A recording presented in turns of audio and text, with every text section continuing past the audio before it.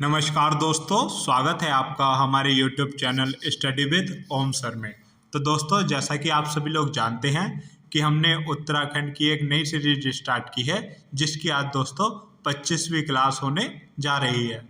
दोस्तों, इस क्लास के माध्यम से हम उत्तराखंड की परीक्षा वाली बुक के चैप्टर वाइज समरी का ऑब्जेक्टिव क्वेश्चंस के आधार पर हल करने वाले हैं दोस्तों। और आगामी एग्जाम की दृष्टि से दोस्तों यह क्लासेस और यह हमारी सीरीज बहुत ही महत्वपूर्ण रहने वाली है। तो जो हमारे साथ नए बच्चे जुड़े हैं दोस्तों, वह हमारी पिछली वीडियोस भी जाकर देख लें इस सीरीज से जुड़ी हुई। और जो हमारे पुराने साथी हैं हमारे साथ जुड़े हुए दोस्तों, वो हमारे साथ इस वीडियो में अंत तक बने रहें। तो दोस्तों चलिए बिना देरी के शुरू करते हैं आज के अपने पहले क्वेश्चन से। आज की क्लास का हमारा पहला क्वेश्चन रहने वाला है दोस्तों, हरकी-दून बुग्याल किस जनपद में स्थित है। तो दोस्तों, हरकी-दून बुग्याल किस जनपद में स्थित है? इस क्वेश्चन का सही आंसर है option number D, Uttarkashi. Uttarkashi जनपद में जो है दोस्तों हरकी-दून बुग्याल स्थित है और यह रवाई क्षेत्र में स्थित है दोस्तों। रवाई क्षेत्र में हरकी-दून बुग्याल उत्तरकाशी में स्थित है और उत्तरकाशी शहर से दोस्तों 176 किलोमीटर की दूरी पर हरकी-दून बुग्याल स्थित है दोस्तों। बात करें यहाँ से कुछ ही दूरी पर दोस्तों जोंधार ग्लेशियर और बारसू घाटी स्थित है दोस्तों। और जो इस क्षेत्र से जो है दोस्तों सुपिन नदी यानी कि हरकी-दून बुग्याल से जो है दोस्तों सुपिन नदी निकलती है और हरकी-दून बुग्याल वरुणावत पर्वत दोस्तों, वरुणावत पर्वत की तलहटी में बसा हुआ है दोस्तों। इस क्षेत्र के जो इष्ट देवता हैं दोस्तों, रवाई क्षेत्र या हरकी-दून क्षेत्र के इष्ट देवता वह शमसु हैं और शमसु की पूजा दोस्तों दुर्योधन के रूप में की जाती है और यह बहुत ही रमणीक स्थल है दोस्तों। अब बिना देरी के इसके बारे में कुछ अन्य तथ्य भी देख लेते हैं। जैसा कि दोस्तों इसे रवाई क्षेत्र भी कहते हैं और यहाँ से कुछ दूरी पर जोंधार और बारसू घाटी दिखाई या स्थित है दोस्तों। इस क्षेत्र के इष्ट देवता शमसु हैं और शमसु को शिव का अवतार या रूप माना जाता है, किंतु शमसु की पूजा दुर्योधन के रूप में की जाती है। नचिकेता ताल दोस्तों उत्तरकाशी में स्थित है। डोडी ताल का ट्रैकिंग मार्ग शुरू होता है कहाँ से? हनुमान चट्टी से दोस्तों। हनुमान चट्टी जो है जानकी चट्टी, यह यमुनोत्री मार्ग में एक प्रमुख पड़ाव है, प्रमुख क्षेत्र है दोस्तों। दयारा बुग्याल दोस्तों, दयारा बुग्याल जो है दोस्तों उत्तरकाशी में है। दयारा बुग्याल को जो है विश्व मानचित्र पर लाने का श्रेय जो जाता है दोस्तों वह माउंटेनियर या पर्वतारोही चंद्रप्रभा ऐतवाल को जाता है दोस्तों। और दयारा बुग्याल के पास ही बकरी गांव स्थित है और यहीं दोस्तों मक्खन की होली खेली जाती है, जिसे स्थानीय भाषा में अडुड्डी उत्सव भी कहा जाता है दोस्तों। ग्रामीण खेड़ा जो अपने प्राकृतिक सौंदर्य एवं स्वादिष्ट सेवों के लिए प्रसिद्ध है वह हर्षिल में स्थित है और हर्षिल जो है दोस्तों उत्तरकाशी का एक शहर है। मनेरी परियोजना दोस्तों, मनेरी परियोजना दोस्तों भागीरथी नदी पर है उत्तरकाशी में, जिसे कहते हैं मनेरी भाली परियोजना दोस्तों। अब बिना देरी के दोस्तों बढ़ते हैं हम अपने अगले क्वेश्चन की तरफ। हमारा अगला क्वेश्चन है दोस्तों, किस वर्ष अलकनंदा में आई बाढ़ से चमोली के अधिकांश राजकीय भवन नष्ट हो गए। तो दोस्तों जो अलकनंदा नदी में बाढ़ आई थी चमोली में, वह किस वर्ष आई थी जिससे अधिकांश राजकीय भवन नष्ट हो गए थे दोस्तों। तो इस क्वेश्चन का सही आंसर है ऑप्शन नंबर बी, 20 जुलाई 1970। 20 जुलाई 1970 को जो है दोस्तों अलकनंदा नदी में जो है बाढ़ आ गई थी, जिससे चमोली जिले के जो है अधिकांश राजकीय भवन नष्ट हो गए थे। और इस 20 जुलाई 1970 की बाढ़ के बाद जो है चमोली जिले या चमोली जनपद का मुख्यालय जो है गोपेश्वर दोस्तों, गोपेश्वर स्थानांतरित कर दिया गया था दोस्तों। तो कब चमोली जनपद का मुख्यालय गोपेश्वर स्थानांतरित कर दिया गया? तो 20 जुलाई 1970 की बाढ़ के बाद दोस्तों। अब बिना देरी के इसके बारे में कुछ अन्य तथ्य भी देख लेते हैं दोस्तों। जैसा कि किस वर्ष गोपेश्वर को चमोली जनपद का मुख्यालय बनाया गया? तो 1970 में दोस्तों। राज्य के प्राचीन मंदिरों में सबसे बड़ा मंदिर दोस्तों रुद्र महाल्य है दोस्तों और यह हिमाद्री शैली में बना हुआ है। इस मंदिर का निर्माण जो दोस्तों करवाया था वह विदिशा के नागवंशी राजा गणपति नाग ने 4वीं सदी में करवाया था। और इस मंदिर की दीवारों पर 4 नागवंशी राजाओं के नाम उत्कीर्ण है दोस्तों, स्कंद नाग, विभु नाग, अंशु नाग व गणपति नाग। क्योंकि दोस्तों नागवंश जो है 5वीं सदी के उत्तरार्ध में यादवों को हराकर नागों ने जो है अधिकार कर लिया था। और नागों की पुष्टि किससे होती है दोस्तों?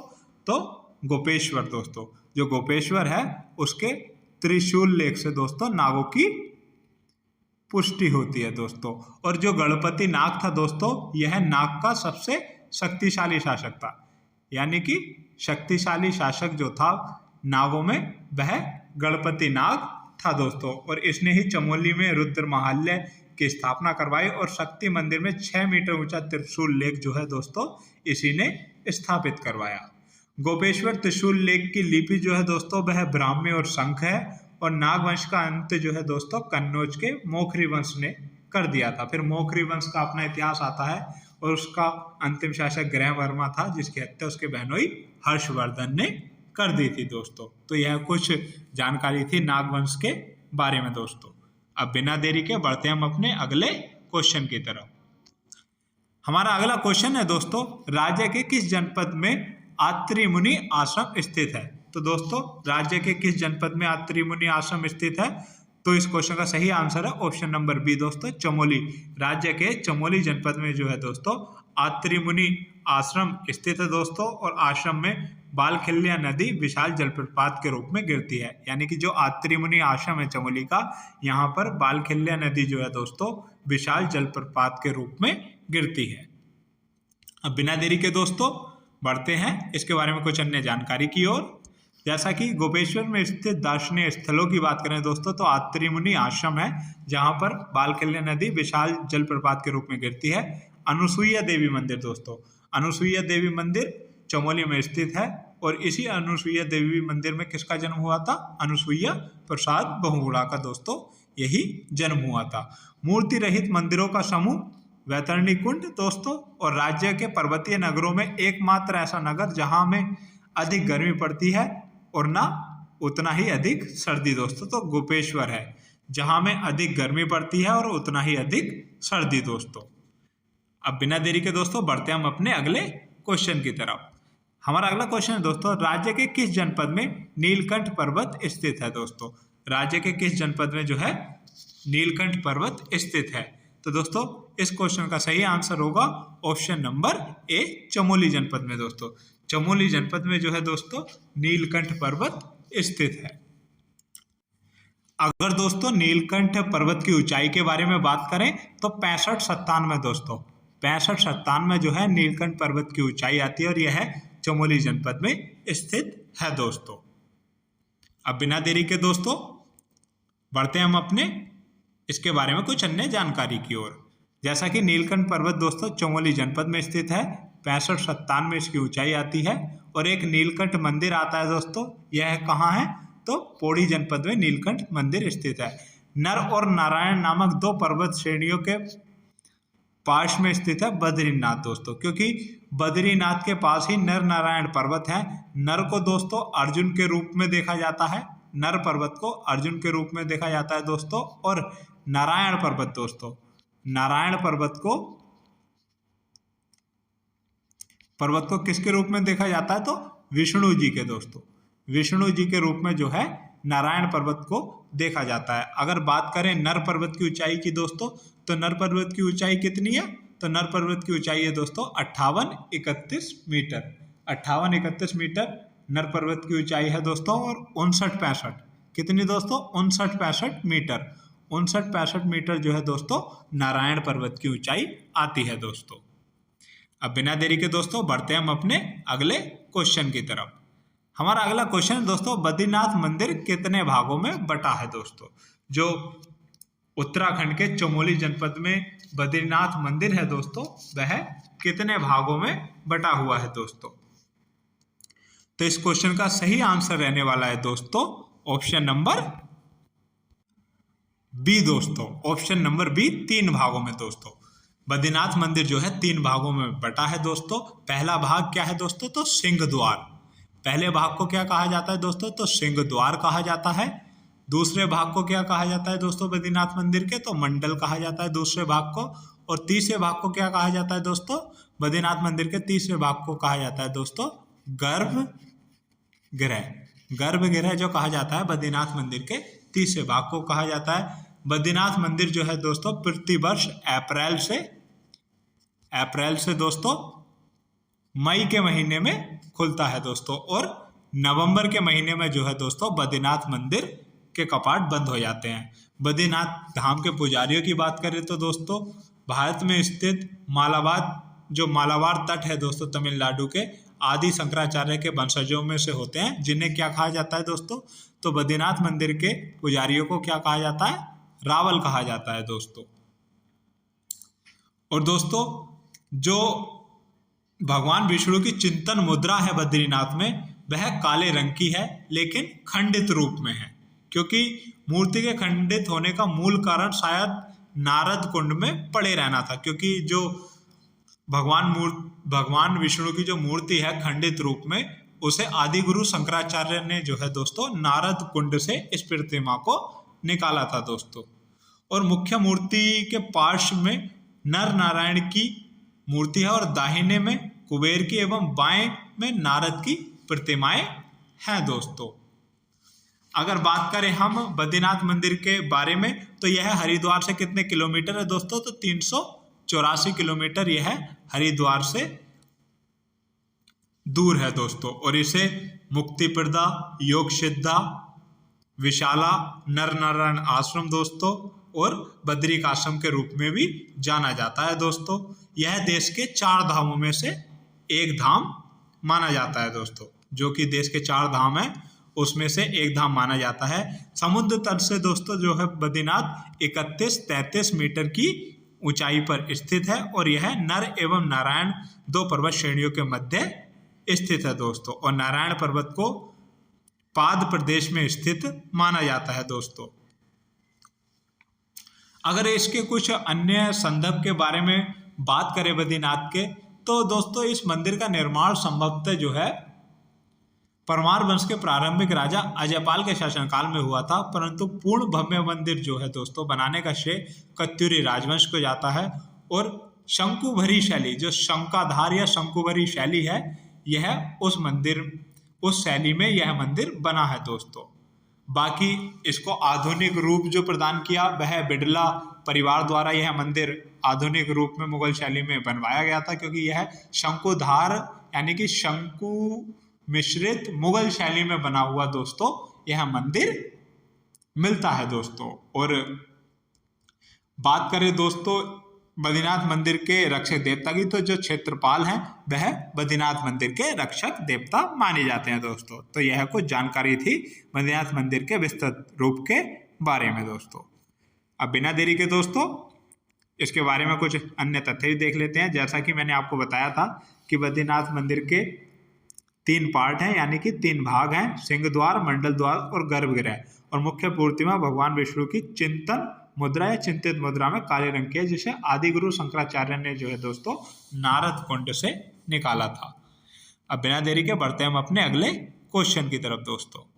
हमारा अगला क्वेश्चन है दोस्तों, बद्रीनाथ मंदिर में विष्णु भगवान की मूर्ति खंडित होने का मूल कारण किस कुंड में पड़े रहने से है दोस्तों।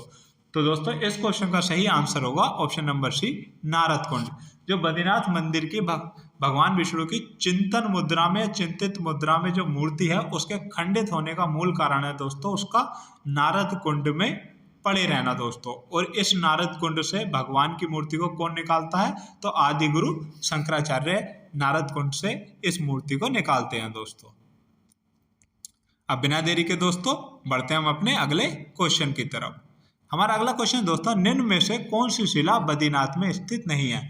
तो दोस्तों वह कौन सी शिला है जो बद्रीनाथ में स्थित नहीं है दोस्तों। तो हमारे ऑप्शन है दोस्तों, मार्कंडेय शिला, गरुड़ शिला, नारायणी शिला, नारद शिला दोस्तों।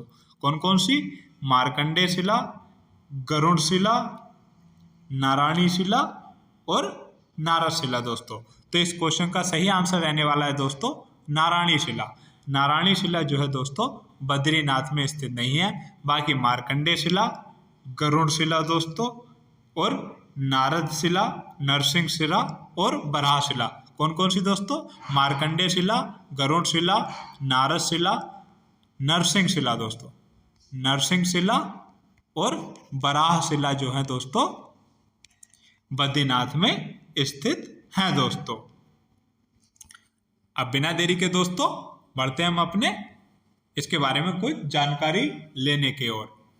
जैसा कि बद्रीनाथ में स्थित शिलाओं की बात करें तो गरुड़ शिला, नारद शिला, मार्कंडेय शिला, नरसिंह शिला और बराह शिला।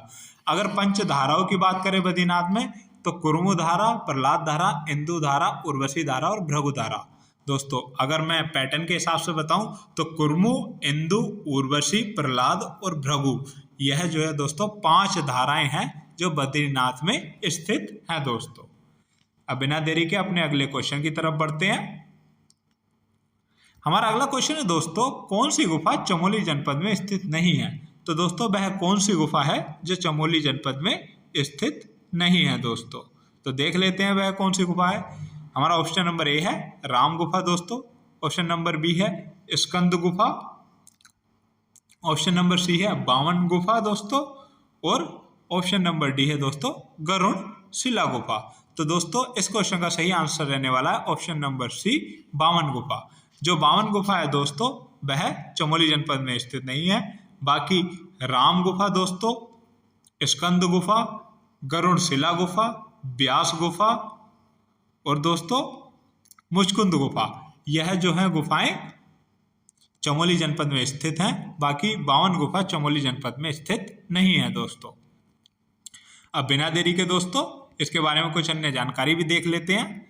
जैसा कि बद्रीनाथ में स्थित है कौन सी गुफा है? स्कंद गुफा, गरुड़ शिला गुफा एवं राम गुफा। और माड़ा के पास स्थित है मुचकुंद गुफा, गणेश गुफा और व्यास गुफा दोस्तों।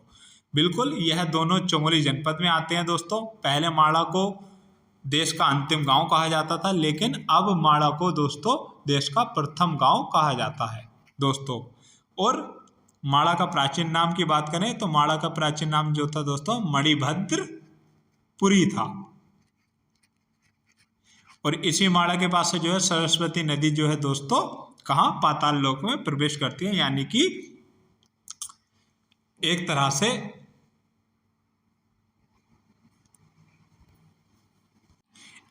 से जो है दोस्तों अदृश्य हो जाती हैं। अब देख लेते हैं नोट, 52 गुफा कहाँ पर है दोस्तों? तो देवप्रयाग में स्थित है। बिल्कुल ठीक, 52 गुफा देवप्रयाग में स्थित है। और बद्रीनाथ मंदिर से थोड़ी दूरी पर ब्रह्म कपाली, बिल्कुल ठीक दोस्तों, बद्रीनाथ से थोड़ी दूरी पर ब्रह्म कपाली है जहाँ लोग अपने पितरों को पिंड अर्पित करते हैं दोस्तों। तो हिंदू धर्म में जो है दोस्तों अपने पूर्वजों की शांति के लिए पितृ अर्पण करना बहुत ही पुण्य का काम माना जाता है दोस्तों। अब बिना देरी के दोस्तों बढ़ते हैं हम अपने अगले क्वेश्चन की तरफ। हमारा अगला क्वेश्चन है दोस्तों, पंच बद्री में से किस बद्री की स्थापना गुप्त काल में की गई थी दोस्तों? तो दोस्तों पंच बद्री में वह कौन से बद्री हैं जिनकी जो स्थापना की गई थी वह गुप्त काल में की गई थी दोस्तों? तो दोस्तों इस क्वेश्चन का सही आंसर है ऑप्शन नंबर ए, आदि बद्री। आदि बद्री मंदिर जो है दोस्तों कर्णप्रयाग, जो कर्णप्रयाग है दोस्तों अलकनंदा एवं पिंडर नदी के संगम पर स्थित है चमोली जनपद में। इससे 21 किलोमीटर की दूरी पर जो है दोस्तों आदि बद्री है। और यह 16 दोस्तों कितने 16 छोटे मंदिरों का समूह है। कितने? 16 छोटे मंदिरों का जो है समूह है दोस्तों आदि बद्री, जिनमें समतल छत वाले 7 मंदिर अत्यधिक प्राचीन है दोस्तों। और इसकी स्थापना जो की गई थी गुप्त काल में की गई थी। और समस्त मंदिर छोटे छोटे चबूतरे पर 2 से 6 मीटर दोस्तों 2 से 6 मीटर की विभिन्न ऊंचाइयों के साथ साथ स्थापित किए गए हैं। मुख्य मंदिर में जो है दोस्तों भगवान विष्णु की प्रतिमा 1 मीटर ऊंची है, जिसे काले पत्थर से निर्मित किया गया है। और विष्णु भगवान ही आदि बद्रीनाथ माने जाते हैं दोस्तों। तो यह कुछ पंचबद्री के बारे में जानकारी थी, क्योंकि जो गुप्त काल में जिस पंचबद्री की स्थापना की गई थी वह आदि बद्री की गई थी। अगर पंचबद्रियों के बारे में बात करें तो एक आते हैं दोस्तों हमारे बद्री विशाला, जिसे कहते हैं हम बद्रीनाथ दोस्तों, योग सिद्ध और मुक्ति प्रदा के नाम से भी जाना जाता है उन्हें। फिर दूसरे आते हैं दोस्तों आदि बद्री, तीसरे भविष्य बद्री आते हैं दोस्तों, जो कि जोशीमठ से 18 किलोमीटर दूर आते हैं दोस्तों। और फिर आते हैं बृहदबद्री, चौथे बद्री बृहदबद्री दोस्तों, जो कि जोशीमठ से 7 किलोमीटर की दूरी पर अनीमठ में स्थित है दोस्तों। और 5वें बद्री आते हैं दोस्तों योग ध्यान बद्री, जो कि चमोली के पांडुकेश्वर में स्थित है दोस्तों। अब बिना देरी के बढ़ते हम अपने अगले क्वेश्चन की तरफ। हमारा अगला क्वेश्चन है दोस्तों, निम्न में से किस बद्री ने विष्णु भगवान के आधे आकृति की पूजा होती है? तो दोस्तों वह कौन सा बद्री है जिस बद्री में जो है भगवान विष्णु के आधे आकृति की पूजा की जाती है? तो दोस्तों इस क्वेश्चन का सही आंसर है ऑप्शन नंबर बी, भविष्य बद्री। जो भविष्य बद्री है दोस्तों, जोशीमठ से 18 किलोमीटर दोस्तों दूर है। कितने किलोमीटर? जोशीमठ से 18 किलोमीटर जो है भविष्य बद्री दूर है। और दोस्तों सुबेन नामक स्थान पर स्थित है। मैं बात बता दूं आपको, एग्जैक्ट जगह जो है वह सुबेन गांव है दोस्तों। सुबेन गांव में जो है दोस्तों भविष्य बद्री स्थित है और यहाँ भगवान विष्णु के आधे आकृति की पूजा की जाती है। और कहा जाता है कि जब घोर कलयुग आएगा तब जो है दोस्तों भविष्य बद्री, जो बद्री विशाल है, वह लुप्त हो जाएंगे और यह जो मूर्ति है आदि वह पूर्ण हो जाएगी और यही बद्री विशाल के रूप में पूज्य होंगे दोस्तों। अब बिना देरी के दोस्तों बढ़ते हम अपने अगले क्वेश्चन की तरफ। हमारा अगला क्वेश्चन है दोस्तों, आदि गुरु शंकराचार्य द्वारा बद्रीनाथ की प्रतिमा सर्वप्रथम कहाँ स्थापित की गई थी? जो आदि गुरु शंकराचार्य हैं दोस्तों, उनके द्वारा बद्रीनाथ की जो प्रतिमा है वह कहाँ स्थापित की गई थी सर्वप्रथम? तो दोस्तों इस क्वेश्चन का सही आंसर कोई बता सकता है कि कहाँ स्थापित की गई थी?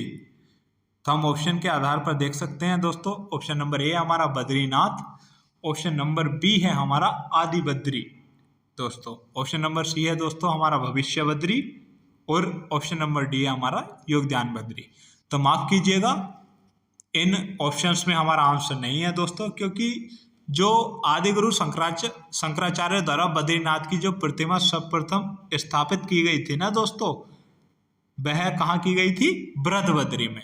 कहाँ की गई थी दोस्तों? बृहद बद्री में।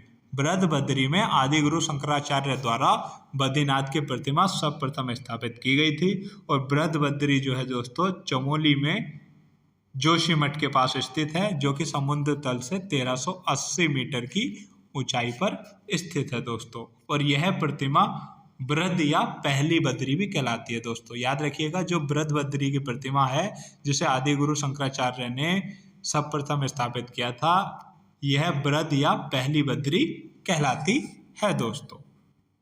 अब बिना देरी के बढ़ते हम अपने अगले क्वेश्चन की तरफ। हमारा अगला क्वेश्चन है दोस्तों, शीतकालीन में कपाट बंद होने पर बद्रीनाथ की चतुर्मुखी मूर्ति कहाँ लाई जाती है दोस्तों? जब शीतकाल में भगवान बद्री विशाल के कपाट बंद होते हैं दोस्तों नवंबर माह में, तो उनकी जो चतुर्मुखी मूर्ति है वह कहाँ लाई जाती है दोस्तों?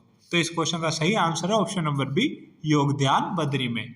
जो योगदान बद्री है दोस्तों, यह चमोली के जोशीमठ के पास कुछ ही किलोमीटर की दूरी पर पांडुकेश्वर दोस्तों, पांडुकेश्वर में स्थित है दोस्तों। कौन सा? योगदान बद्री दोस्तों। और दोस्तों योगदान बद्री मंदिर व पांडव शिला यहीं पर स्थित है और शीतकाल में कपाट बंद होने पर जो है योगदान बद्री में भगवान बद्री विशाल या बद्रीनाथ की चतुर्मुखी मूर्ति यहाँ लाई जाती है दोस्तों। अब बिना देरी के बढ़ते हम अपने अगले क्वेश्चन की तरफ। हमारा अगला क्वेश्चन है दोस्तों, निम्नलिखित में से सही सुमेलित नहीं है। तो दोस्तों हमें ऑप्शन के आधार पर बताना है कि हमारा कौन सा ऑप्शन सही सुमेलित नहीं है। ऑप्शन नंबर ए है भविष्य बद्री दोस्तों। तो भविष्य बद्री जो है दोस्तों सुबेन गांव में स्थित है दोस्तों। ऑप्शन नंबर बी है बृहद बद्री दोस्तों। तो बृहद बद्री जो है दोस्तों जोशीमठ से 7 किलोमीटर दूर अनीमठ में स्थित है दोस्तों। और योगदान बद्री दोस्तों जोशीमठ से कुछ ही दूरी पर स्थित पांडुकेश्वर में स्थित है दोस्तों। तो हमारा ऑप्शन नंबर डी सभी सही है दोस्तों, यानी कि ऑप्शन नंबर डी उपरोक्त सभी। भविष्य बद्री सुबेन गांव में स्थित है, बृहद बद्री अनीमठ में स्थित है दोस्तों और योगदान बद्री पांडुकेश्वर में स्थित है। तो दोस्तों बिना देरी के अब अपने अगले क्वेश्चन की तरफ बढ़ते हैं। हमारा अगला क्वेश्चन है दोस्तों, पंच केदार में किस मंदिर की व्यवस्था बद्रीनाथ मंदिर समिति के अधीन है? तो दोस्तों जो हमारे पंच केदार हैं उत्तराखंड में स्थित, उनमें से किस केदार या किस केदार मंदिर की व्यवस्था बद्रीनाथ मंदिर समिति के अधीन है? तो दोस्तों पहले हम पंच केदारों के बारे में बात कर लेते हैं। पंच केदारों में जो प्रथम केदार आता है दोस्तों वह आता है केदारनाथ। केदारनाथ दोस्तों, यह रुद्रप्रयाग में स्थित है 3584 मीटर की ऊंचाई पर दोस्तों। दूसरा जो केदार आता है दोस्तों वह आता है मद्महेश्वर नाथ दोस्तों। मद्महेश्वर नाथ द्वितीय केदार है और यह रुद्रप्रयाग जनपद में स्थित है दोस्तों। और यहाँ पर भगवान शिव के नाभि की पूजा होती है और यह चौखंबा शिखर पर स्थित है। और इसकी शीतकाल में पूजा कहाँ होती है मद्महेश्वर नाथ की दोस्तों? शीतकाल में मद्महेश्वर नाथ की जो पूजा होती है दोस्तों वह ऊखी मठ दोस्तों, ऊखी मठ में होती है। तृतीय केदार की बात करें तो दोस्तों तृतीय केदार जो है तुंगनाथ है, जहाँ पर दोस्तों भुजाओं की पूजा, भगवान शंकर की भुजाओं की पूजा होती है। और यह चंद्रशिला पर्वत पर स्थित है, जो कि राज्य में सर्वाधिक ऊंचाई पर स्थित केदारनाथ मंदिर है। एक तुंगनाथ जो है दोस्तों 5 केदारों में से एक है और यह सर्वाधिक ऊंचाई पर स्थित केदार है दोस्तों, क्योंकि यह 3680 मीटर की ऊंचाई पर स्थित है चंद्रशिला पर्वत पर रुद्रप्रयाग में।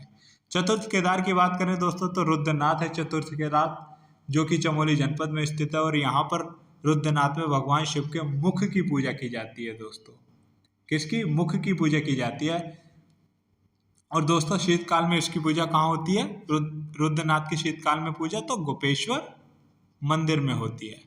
और पंचम केदार की बात करें दोस्तों तो है कल्पेश्वर नाथ पंचम केदार है दोस्तों। और इसी कल्पेश्वर नाथ मंदिर की व्यवस्था जो है दोस्तों वह बद्रीनाथ मंदिर समिति के अधीन है। जो कल्प केदार मंदिर है दोस्तों उसकी मंदिर की व्यवस्था जो है दोस्तों बद्रीनाथ मंदिर समिति के अधीन है। और दोस्तों यहाँ पर कल्पेश्वर नाथ में भगवान शिव के केश की पूजा की जाती है और इसके कपाट वर्ष वर्ष खुले रहते हैं। और स्थानीय पुजारी द्वारा जो इनकी पूजा की जाती है वह उर्गम घाटी में की जाती है दोस्तों। और दोस्तों बात करें यह किन किन स्थानों पर स्थित है पंच केदार, तो दोस्तों जो रुद्रनाथ और कल्पेश्वर नाथ हैं दोस्तों, चतुर्थ और पंचम केदार हमारे रुद्रनाथ और कल्पेश्वर नाथ, जहाँ रुद्रनाथ में मुख की पूजा और कल्पेश्वर नाथ में केशव की पूजा होती है, यह चमोली जनपद में स्थित है दोस्तों। और बाकी के केदारनाथ, तुंगनाथ और मद्महेश्वर नाथ दोस्तों यह रुद्रप्रयाग जनपद में स्थित है दोस्तों। तो यह कुछ पंच केदारों से संबंधित जानकारी थी। अब बिना देरी के दोस्तों इसके बारे में कुछ अन्य जानकारी भी देख लेते हैं। जैसा कि पंच केदारों में से केदारनाथ मंदिर समिति के अधीन है केदारनाथ, मद्महेश्वर नाथ, तुंगनाथ और रुद्रनाथ दोस्तों। और बद्रीनाथ मंदिर समिति के अधीन कौन सा मंदिर है? कल्पेश्वर नाथ दोस्तों। यह रुद्रनाथ में जो है दोस्तों मुख की पूजा होती है और कल्पेश्वर नाथ में केशव की पूजा होती है। केदारनाथ में दोस्तों भगवान शिव के पृष्ठभाग की पूजा होती है और मद्महेश्वर नाथ में दोस्तों किसकी पूजा होती है? नाभि की। और तुंगनाथ में भगवान शिव के भुजाओं की पूजा होती है दोस्तों। यह सर्वाधिक ऊंचाई पर स्थित है 3680 चंद्रशिला पर्वत पर दोस्तों। मद्महेश्वर नाथ चौखंबा शिखर पर नाभि की पूजा। तो यह जानकारी मैं आपको पहले भी बता चुका हूं दोस्तों। और पंच केदारों से दोस्तों लगभग हर एग्जाम में एक ना एक क्वेश्चन जरूर आता है, तो बिल्कुल अच्छे से पढ़ें दोस्तों, क्योंकि इसमें आप भटक भी सकते हैं कौन सा केदार कहाँ पर स्थित है और कहाँ पर भगवान शंकर के किस भाग की पूजा होती है दोस्तों, और किसके कपाट कब तक खुले रहते हैं और कब बंद होते हैं दोस्तों, और शीतकाल में किस केदार की पूजा कहाँ पर होती है दोस्तों। जैसा कि केदारनाथ की पूजा दोस्तों ऊखी मठ में होती है, ऊखी मठ के ओंकारेश्वर मंदिर में। तुंगनाथ की पूजा जो है दोस्तों कहाँ होती है? कोई बताएगा? मक्कू मठ में होती है दोस्तों तुंगनाथ की। मद्महेश्वर नाथ की पूजा जो है दोस्तों शीतकाल में ऊखी मठ में होती है। रुद्रनाथ की पूजा जो है दोस्तों गोपेश्वर मंदिर में होती है। और कल्पेश्वर नाथ की शीतकाल में पूजा जो है दोस्तों, क्योंकि इसके कपाट तो वर्ष भर खुले रहते हैं, तो इसलिए इसकी पूजा जो की जाती है वह उर्गम घाटी में ही की जाती है दोस्तों। तो चलिए यह कुछ जानकारी थी। अब बिना देरी के दोस्तों बढ़ते हम अपने अगले क्वेश्चन की तरफ। हमारा अगला क्वेश्चन है दोस्तों, निम्न में से कौन सा केदार को पितृतीर्थ के रूप में जाना जाता है या प्रसिद्ध है? तो दोस्तों वह कौन सा केदार है पंच केदारों में से जो पितृतीर्थ के रूप में प्रसिद्ध है दोस्तों? तो इस क्वेश्चन का सही आंसर है दोस्तों option number A, Rudranath. Rudranath Chamoli जनपद में स्थित है दोस्तों, पंच केदारों में से एक माना जाता है दोस्तों। और इसमें रुद्रनाथ में भगवान शिव के मुख की पूजा होती है दोस्तों। मुख की पूजा भगवान शिव के रुद्रनाथ में की जाती है दोस्तों, और इसे पितृ तीर्थ के रूप में भी जाना जाता है दोस्तों। किसे? रुद्रनाथ को। और यह दोस्तों चमोली जनपद में स्थित है। और शीतकाल में दोस्तों, शीतकाल में इसकी पूजा कहाँ होती है? गोपेश्वर मंदिर में। ये चमोली का गोपेश्वर मंदिर है दोस्तों, तो रुद्रनाथ की शीतकाल में पूजा चमोली के गोपेश्वर मंदिर में होती है। अब बिना देरी के दोस्तों बढ़ते हैं हम अपने अगले इसके बारे में कुछ जानकारी की तरफ। जैसा कि किस केदार में भगवान शिव के रुद्र मुख का पूजन किया जाता है? तो रुद्रनाथ में, क्योंकि मुख की पूजा की जाती है। कौन सा केदार ब्रह्म कमल के लिए जग प्रसिद्ध है? तो दोस्तों रुद्रनाथ। और रुद्रनाथ की शीतकालीन पूजा गोपेश्वर मंदिर में दोस्तों होती है। अब बिना देरी के दोस्तों हम अपने अगले क्वेश्चन की तरफ बढ़ते हैं। हमारा अगला क्वेश्चन है दोस्तों, निम्न में से किस प्रयाग में जय विजय पर्वत स्थित है? तो दोस्तों वह कौन सा प्रयाग है जहां पर दोस्तों जय विजय पर्वत स्थित है? तो इस क्वेश्चन का सही आंसर होगा दोस्तों option number A, Vishnu Prayag. Vishnu Prayag जो है दोस्तों अलकनंदा और पश्चिमी धौलीगंगा दोस्तों, अलकनंदा प्लस पश्चिमी धौलीगंगा दोस्तों, पश्चिमी धौलीगंगा के संगम पर जो है स्थित है। और इस संगम के दोनों ओर दोस्तों, इस संगम के दोनों ओर जो है जय विजय पर्वत स्थित है दोस्तों। अगर बात करें विष्णु प्रयाग की दोस्तों, तो इस स्थान पर भगवान विष्णु की पूजा की जाती है, क्योंकि यहाँ पर नारद मुनि ने जो है दोस्तों भगवान विष्णु की पूजा की थी। और यहाँ के विष्णु कुंड के निकट विष्णु जी का एक विशाल मंदिर भी है, और यह स्थल बद्रीनाथ मार्ग पर स्थित है, जोशीमठ से आगे। अब बिना देरी के दोस्तों बढ़ते हैं हम अपने अगले क्वेश्चन की तरफ। हमारा अगला क्वेश्चन है, निम्नलिखित में से किस प्रयाग में अलकनंदा व नंदाकिनी नदी का संगम होता है दोस्तों? तो वह कौन सा प्रयाग है पंच प्रयागों में से एक जहां अलकनंदा और नंदाकिनी का संगम होता है दोस्तों? तो इस क्वेश्चन का सही आंसर है ऑप्शन सी, नंद प्रयाग। नंद प्रयाग में जो है दोस्तों अलकनंदा और नंदाकिनी का संगम होता है। अगर बात करें नंदाकिनी नदी की, तो नंदाकिनी नदी जो है दोस्तों नंदा घुंघटी पर्वत से निकली है। किससे दोस्तों? नंदा घुंघटी, नंदा घुंघटी पर्वत से जो है दोस्तों नंदाकिनी नदी का उद्गम हुआ है। और नंदा घुंघटी पर्वत की ऊंचाई 6309 आती है दोस्तों। अब बिना देरी के दोस्तों पढ़ते हैं हम अपने अगले क्वेश्चन की तरफ। हमारा अगला क्वेश्चन है दोस्तों, नारायण मंदिर समूह स्थित है। तो दोस्तों जो नारायण मंदिर समूह है वह किस प्रयाग में स्थित है दोस्तों? तो इस क्वेश्चन का सही आंसर है option number C, Karnaprayag. Karnaprayag में जो है दोस्तों नारायण मंदिर समूह स्थित है। अगर अन्य मंदिर समूह की बात करें तो कालेश्वर का काल भैरव मंदिर, जलेश्वर महादेव, चंडिका मंदिर दोस्तों, और कर्ण मंदिर जो है कर्णप्रयाग में स्थित है। बात करें कर्णप्रयाग की दोस्तों, तो कर्णप्रयाग में अलकनंदा, अलकनंदा नदी और दोस्तों किसका?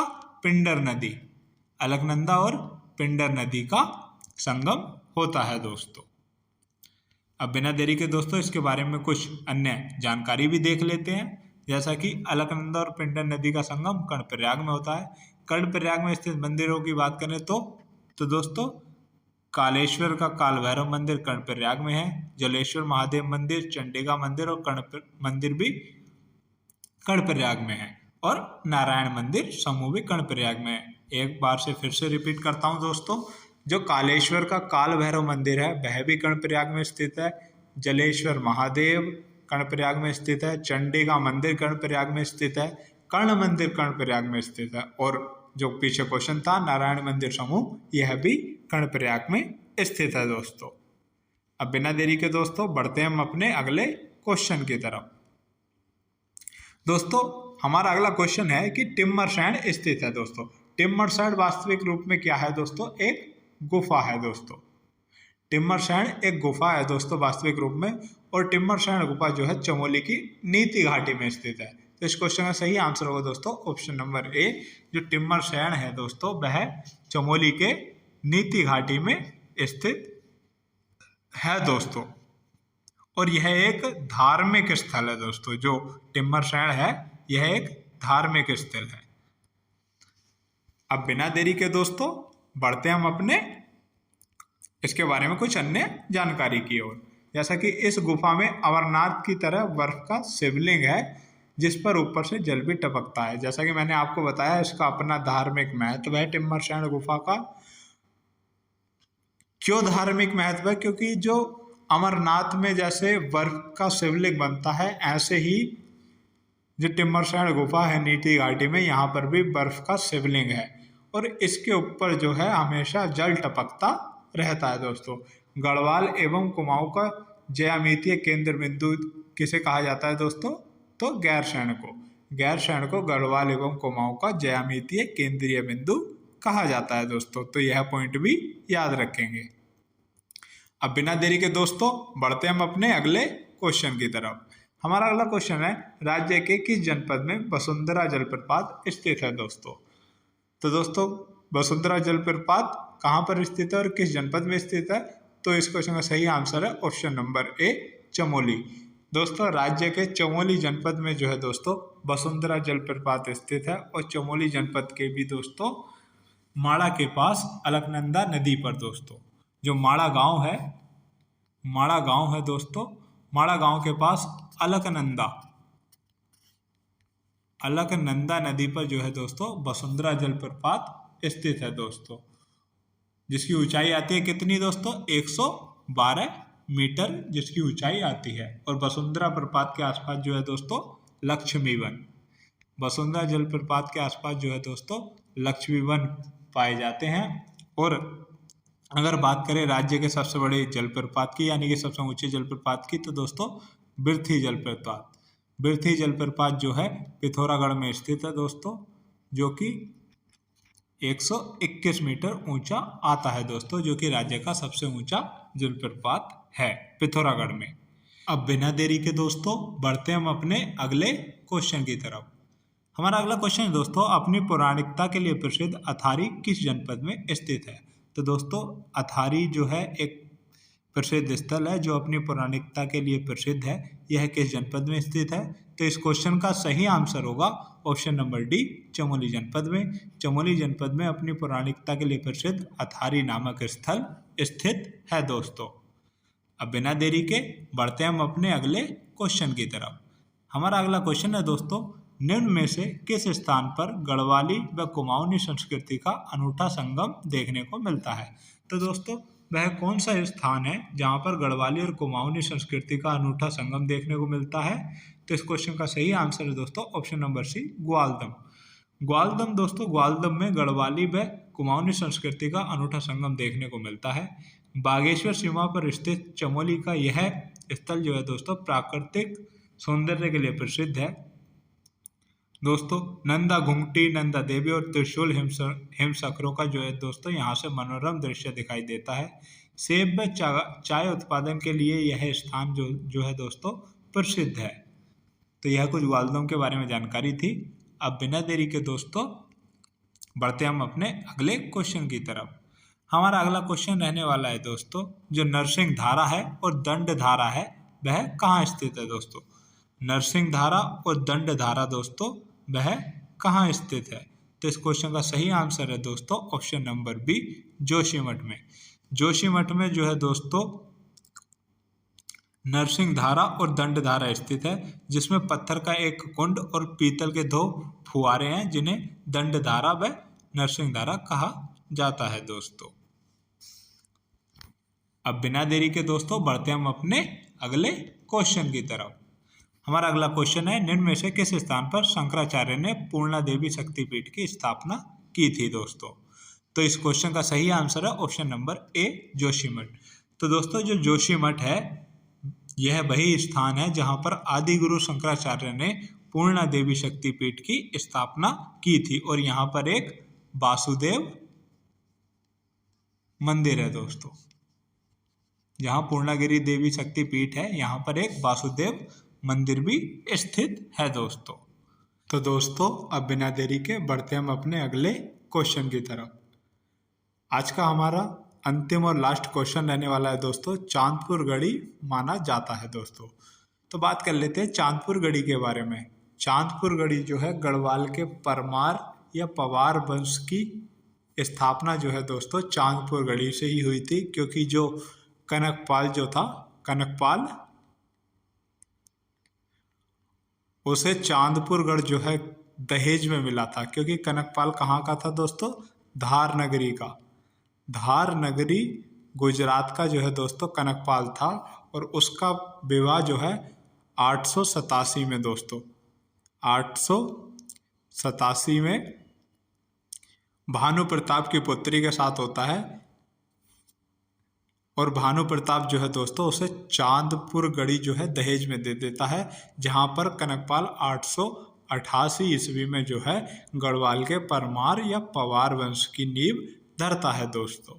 लेकिन दोस्तों चांदपुर गढ़ी की स्थापना में भी संदेह है, लेकिन इसका आंसर जो होगा वह ऑप्शन नंबर ए होगा, कि जो चांदपुर गढ़ी माना जाता है वह 8वीं सदी का माना जाता है। लेकिन हम इतिहास की बात करें तो दोस्तों उत्तराखंड में 8वीं से 9वीं सदी के मध्य, यानी कि जो 8वीं सदी के उतरता हुआ टाइम पीरियड था और 9वीं सदी का प्रारंभ का टाइम पीरियड था दोस्तों, उस समय जो है दोस्तों पवार या परवार वंश की स्थापना होती है। और इस समय ही दोस्तों 8वीं से 9वीं सदी के बीच जो है उत्तराखंड में बहुत ही राजनीतिक उथल पुथल मची हुई थी, क्योंकि विभिन्न वंश जो है आपस में सत्ता को लेकर लड़ रहे थे दोस्तों।